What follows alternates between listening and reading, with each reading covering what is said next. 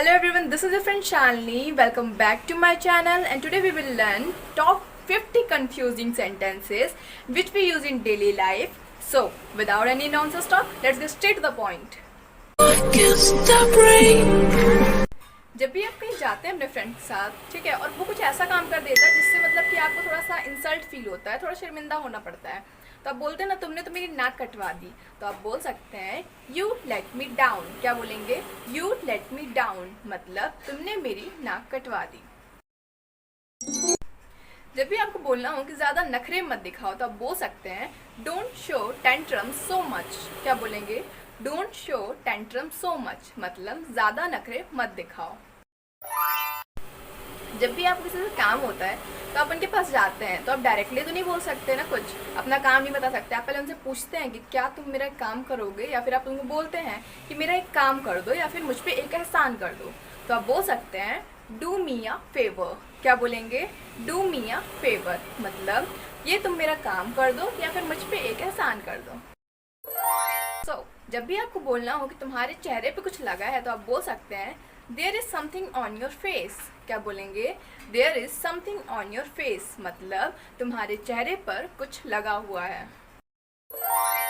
जब भी आपको बोलना हो कि मेरे और मेरे बेस्ट फ्रेंड की बहुत पटती है, तो जब भी आप उसको बोलते हैं कि पटती है, तो समझ में नहीं आता ना कि आप इसको इंग्लिश में कैसे बोलें, तो आप बोल सकते हैं we get along very well. क्या बोलेंगे?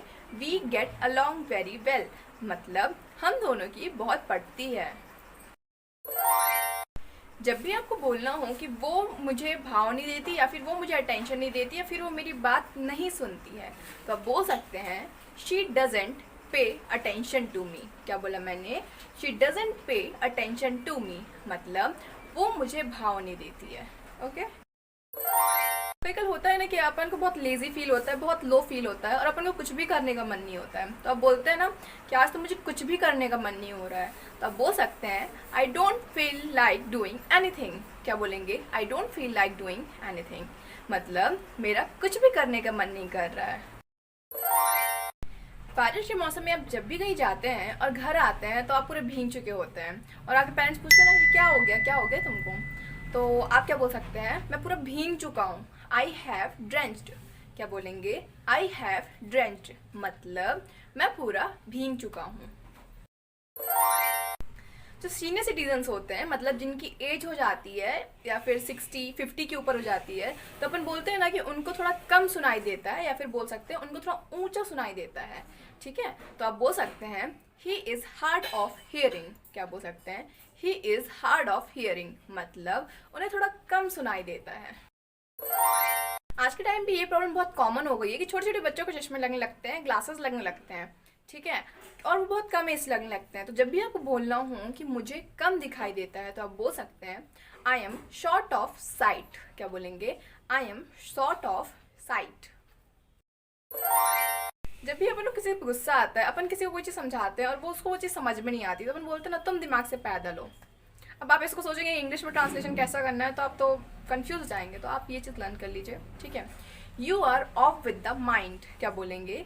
You are off with the mind मतलब तुम दिमाग से पैदल हो। जब भी आपको बोलना हो कि ये गिलास जूठा है, तो आप बोल सकते हैं it is a used glass. क्या बोल सकते हैं? It is a used glass मतलब ये ग्लास जूठा है।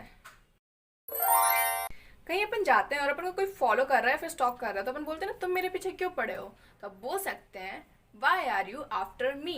क्या बोलेंगे आप? Why are you after me मतलब तुम मेरे पीछे क्यों पड़े हुए। आपने ये चीज़ मूवीज़ या फिल्म से ज़रूर देखी होगी कि वो बोलते हैं ना मैं दौलत का भूखा नहीं हूँ, मैं प्यार का भूखा हूँ। तो वहाँ पे जब भी आपको बोलना हो कि मैं दौलत का भूखा नहीं हूँ, तो आप बोल सकते हैं I am not hungry of money. क्या बोलेंगे आप? I am not hungry of money मतलब मैं दौलत का भूखा नहीं हूँ। जब भी आपके पेरेंट्स आपसे परेशान हो जाते हैं, तो बोलते हैं ना तुम कब सुधरोगे, समझ में ही नहीं आता है, तुम कब बड़े होगे, तुम कब सुधरोगे, तो बोल सकते हैं When will you mend your ways। क्या बोलेंगे? When will you mend your ways मतलब तुम कब सुधरोगे। अपन बोलते हैं ना कि समय किसी की बस में नहीं है, समय पे किसका बस चलता है, तो आप बोल सकते हैं Who rules on time।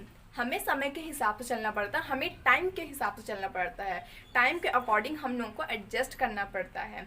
ठीक है, समय किसी के बस में नहीं है, समय किसी कंट्रोल में नहीं है। तो आप बोल सकते हैं हु रूल्स ऑन टाइम। जब भी आपको बोलना हो कि सब वक्त का खेल है, सब समय समय की बात है, तो आप बोल सकते हैं इट्स ऑल अबाउट टाइम। क्या बोलेंगे? इट्स ऑल अबाउट टाइम, मतलब सब वक्त का खेल है, सब समय समय की बात है। जब भी आपको बोलना हो कि मैं अपने वादे से नहीं मुकरता, मैं अपनी बात का पक्का हूँ, मैं अपने वादे का पक्का हूँ, तो आप बोल सकते हैं आई डोंट वेसल आउट। क्या बोलेंगे? आई डोंट वेसल आउट, मतलब मैं अपने वादे का पक्का हूँ, मैं अपनी बात से नहीं मुकरता। आपने ये लाइन मूवीज में सुनी होगी कि इश्क ने हमें निकम्मा कर दिया, वरना हम भी आदमी काम के ही थे। अब आपको इसको इंग्लिश ट्रांसलेशन करना, तो आप कैसे करेंगे? याद ही नहीं आएगा ना, क्या बोल दूँ इसके लिए। इसके लिए आप बोल सकते हैं love made me useless, otherwise I too was a man of helping. ठीक है, कैसे बोलेंगे आप? Love made me useless, otherwise I too was a man of helping. ठीक है, तो जब भी आपको ये बोलना हो तो आप ऐसे बोल सकते हैं। जब भी आपको बोलना हो कि उसे चने के झाड़ पे मत चढ़ाओ, तो आप बोल सकते हैं don't praise to the skies. क्या बोलेंगे? Don't praise to the skies, मतलब उसे चने के झाड़ पे मत चढ़ाओ।